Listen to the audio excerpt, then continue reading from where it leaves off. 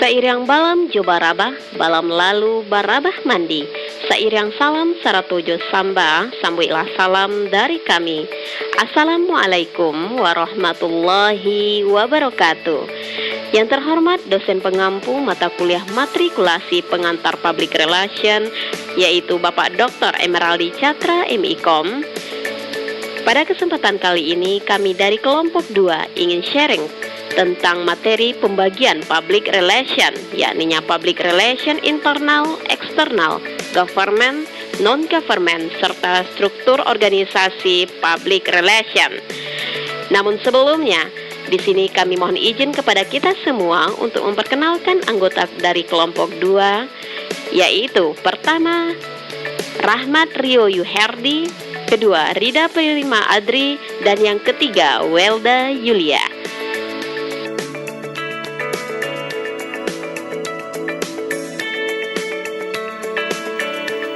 Berkaitan dengan ranah komunikasi, public relation bukan lagi istilah asing dan sangat sering dijumpai.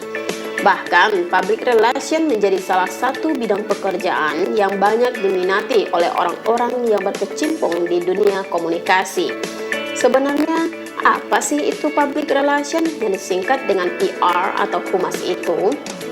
Public relation terdiri dari dua kata, yakni public. Menurut Abdurrahman tahun 2001, public itu adalah sekelompok orang yang mempunyai perhatian pada suatu hal yang sama, mempunyai minat dan kepentingan yang sama. Kemudian relation. Relation dalam terjemahan bahasa Indonesia dengan istilah jamak mengandung arti adanya hubungan timbal balik atau two-way communication. Nah, dari dua kata tersebut dapat diambil kesimpulan bahwa public relation memiliki pengertian hubungan antar publik dengan bersifat two-way communication, yaitu terjadinya komunikasi timbal balik atau dua arah. PR atau humas ini begitu penting tugasnya. Kami akan menyampaikan betapa pentingnya tugas humas ini melalui sebuah pantun. Terasa ketombe langsung keramas, biar pede dan lebih tampan. Jangan abaikan tugas humas menyampaikan informasi garda terdepan. Dalam prakteknya, public relation di organisasi umumnya dapat dijumpai terbagi ke dalam dua bagian yang menjalankan fungsi dasar sama, namun berbeda dalam hal publik yang ditujunya. Pembagian public relation tersebut yang pertama yaitu public relation internal atau humas internal. Hubungan dalam sebuah perusahaan atau organisasi adalah karyawan atau staf di semua level. Hubungannya dengan kegiatan internal public relation merupakan kegiatan yang ditujukan untuk publik internal organisasi atau perusahaan. Melalui kegiatan internal public relation diharapkan dapat memenuhi kebutuhan dan kepentingan publik internal dari organisasi atau perusahaan itu sendiri. Internal public relation mengkhususkan pada bagian organisasi mampu berkomunikasi secara tepat berkaitan dengan publik yang ada di dalam organisasi tersebut.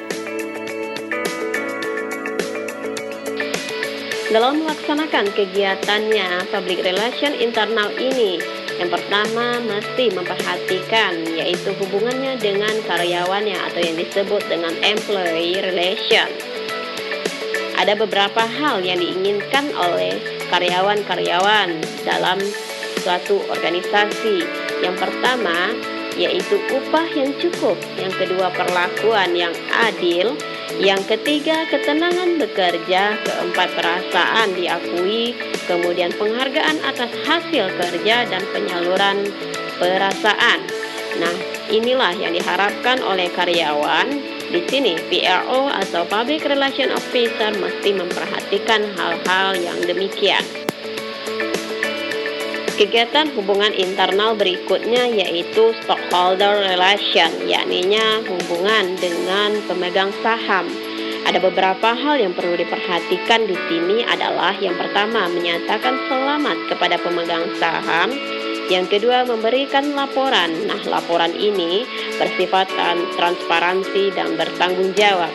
kemudian mengirimkan majalah organisasi. Yang berikutnya adalah mengadakan pertemuan atau rapat-rapat dengan para pemegang saham.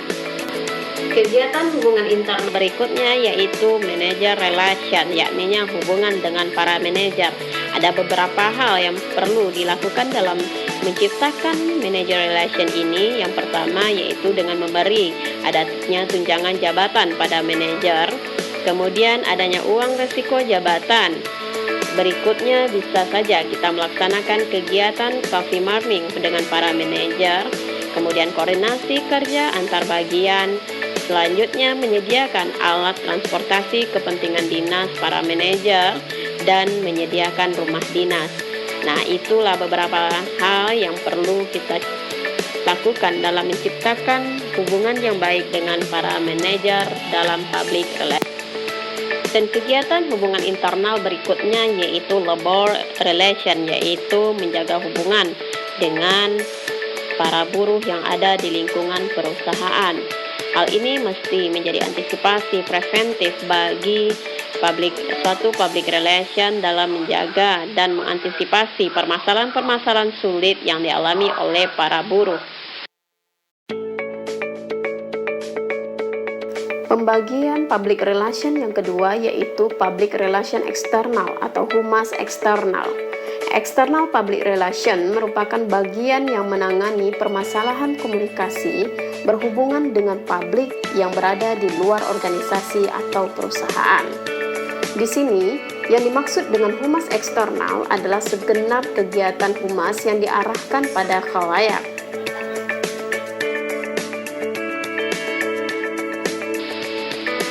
Bagi suatu organisasi atau instansi atau perusahaan, hubungan dengan publik eksternal merupakan suatu keharusan dalam usaha dalam rangka pertama itu memperkenalkan produk mereka kepada khalayak, yang kedua yaitu memperluas langganan, yang ketiga mencari modal dan hubungan baik, yang keempat yaitu memperbaiki hubungan dengan serikat-serikat buruh, mencegah pemogokan dan mempertahankan karyawan yang cakap, efektif, dan produktif dalam kerjanya.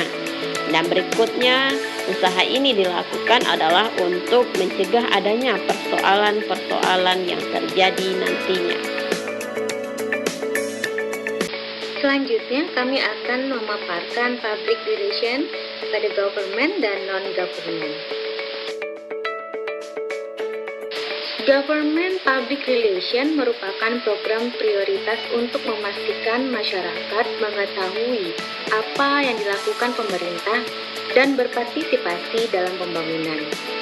Implementasi Government Public Relation dilaksanakan sesuai dengan Instruksi Presiden Nomor 9 Tahun 2015 tentang pengelolaan komunikasi publik. Government Public Relation lazim disebut sebagai humas. Humas dalam dunia pemerintahan biasanya disebut sebagai public affair, pejabat penerangan, atau pejabat humas. Basis kerja Government Public Relation adalah pengelolaan informasi dan komunikasi yang berkelanjutan untuk memperoleh pemahaman dan dukungan publik terhadap program dan kebijakan pemerintah. Dikutip dari Katolik, Center dan Bloom, humas pemerintah adalah penghubung penting antara rakyat dan pemerintah. Humas pemerintah bertugas menjalankan kebijakan publik dan pelayanan publik. Dalam kebijakan publik, humas bertugas memberikan berbagai informasi tentang kebijakan pemerintahan yang mengikat rakyat. Sedangkan dalam pelayanan publik, humas bertugas memberikan pelayanan terbaik dengan birokrasi yang mudah untuk memberikan kepuasan kepada masyarakat, sehingga dunia pemerintahan memperoleh citra dan reputasi yang positif. Perbedaan pokok antara PR government dan non-government atau yang dikenal dengan humas yang terdapat di instansi pemerintah dengan non-pemerintah adalah tidak adanya unsur komersial. Walaupun humas pemerintah juga melakukan hal yang sama dengan kegiatan publikasi, promosi, dan periklanan. Humas pemerintah lebih menekankan pada public service untuk meningkatkan pelayanan umum, sedangkan humas non-pemerintah menitik beratkan kepada profit oriented. Humas menjadi penting dimiliki oleh sebuah instansi pemerintah dan swasta. Hal ini dikarenakan keberadaannya sebagai jembatan penghubung antara organisasi dengan publik sebagai pengguna jasa, terutama jika terjadi suatu peristiwa yang di sebuah instansi pemerintah atau swasta tentang sebuah kebijakan.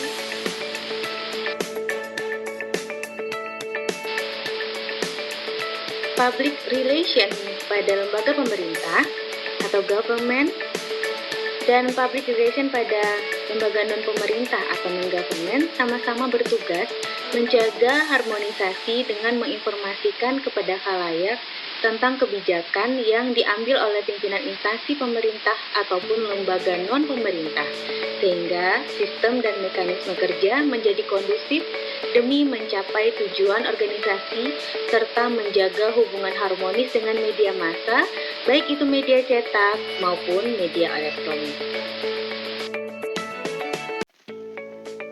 Struktur organisasi public relation. Definisi. Robbins mendefinisikan struktur organisasi sebagai penentuan dan pengelompokan pekerjaan secara formal. Dalam kapasitasnya, struktur organisasi adalah pola tentang hubungan antara berbagai komponen dan bagian organisasi.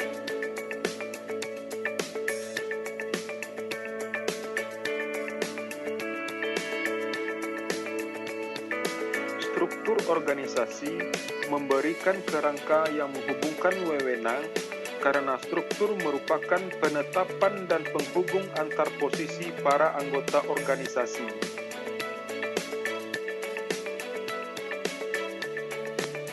Kedudukan PR dalam organisasi.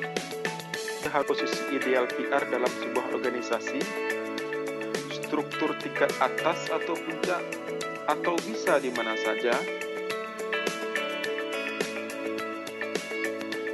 Ada 3 model posisi PR dalam manajemen perusahaan. 1.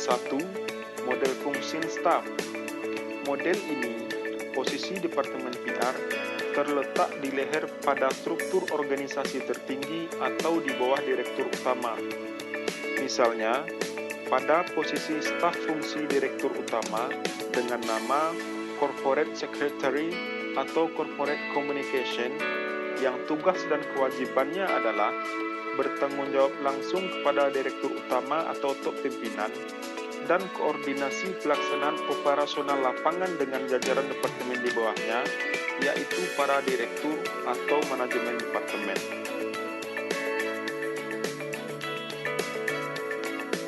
2. Model line staff. Model ini PR sebagai staf pelaksana line operasional dalam bentuk jajaran di bawah Direktur Utama, yaitu sebagai departemen, divisi atau biro yang bertanggung jawab kepada atasan yang sekaligus pimpinannya, yaitu direksi atau general manager dan manajer PR yang melaksanakan fungsi serta tanggung jawab dan kewenangan sebagai pimpinan suatu divisi atau departemennya masing-masing dalam menjalankan operasional kebijakan masing-masing departemennya yang telah digariskan oleh top pimpinan perusahaan. 3. Model asisten staf. Model ini merupakan posisi PR yang terendah, yaitu berada di bawah koordinasi divisi atau biro lainnya, seperti staf pelaksana pembantu teknis atau asisten staf kehumasan yang berada di bawah naungan koordinasi, misalnya divisi pemasaran, HRD, hukum dan protokoler. Tugas dan kewajibannya hanya bersifat teknis pelaksana, seperti membuat news clipping, news release, dan hingga melaksanakan kegiatan acara-acara seremonial, MC atau protokoler. Posisi jabatannya sebagai Public Relation Officer atau staf humas.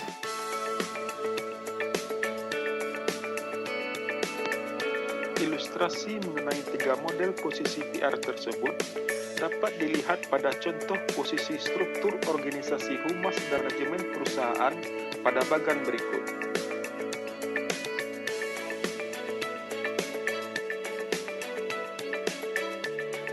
Menurut Morrison, seorang pakar humas, bahwa perbedaan kedudukan PR dalam organisasi ditentukan oleh 3 hal. 1. Ukuran organisasi atau perusahaan itu sendiri. 2. Nilai atau arti penting fungsi humas bagi manajemen. 3. Karakteristik organisasi atau perusahaan. Mari kita jelaskan satu persatu. 1. Ukuran organisasi atau perusahaan itu sendiri. Suatu perusahaan kecil mungkin saja tidak terlalu membutuhkan unit humas tersendiri, karena fungsi itu bisa dirangkap oleh bagian lain. Pada beberapa organisasi tertentu, fungsi humas langsung dirangkap oleh salah seorang direkturnya. Namun, suatu perusahaan besar yang memiliki hubungan dengan khalayak luas bisa jadi membutuhkan suatu departemen humas tersendiri dengan staf yang lengkap.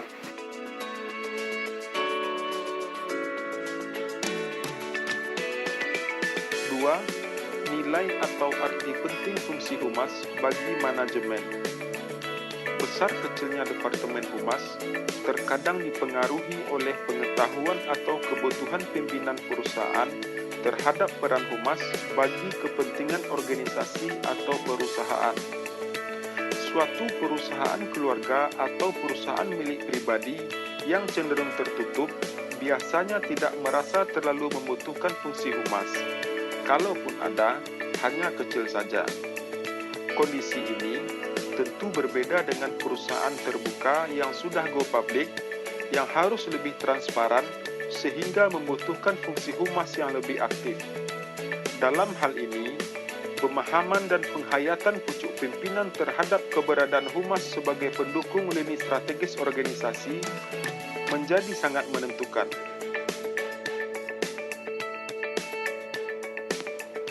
3. Karakteristik organisasi atau perusahaan.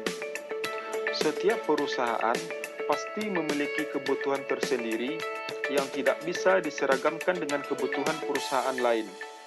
Perusahaan pembuat produk konsumen seperti sabun, sampo, atau makanan pasti lebih mengarahkan dana untuk keperluan periklanan dan tidak terlalu mementingkan humas. Hal ini berbeda dengan perusahaan industri yang bersifat teknis, misalnya perusahaan yang membuat produk hasil teknologi baru atau perusahaan yang bergerak di bidang asuransi, reksadana, investasi, dan sebagainya, yang akan lebih mementingkan kegiatan-kegiatan humas demi mendidik pasar daripada beriklan semata-mata.